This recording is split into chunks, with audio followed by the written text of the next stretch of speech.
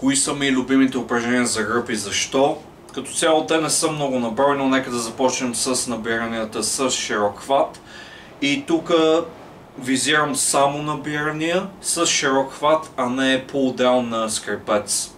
Като пулдауна за мен не е много добро упражнение, но е много подходящо за начинаещи или хора, които все още не могат да се набират. И като цяло защо харесвам толкова много това упражнение, защото е най-доброто упражнение за гърба, този мускул, латисимус. Като наистина най-доброто упражнение, като латисимус има две основни функции и набиранията тренират една от тях.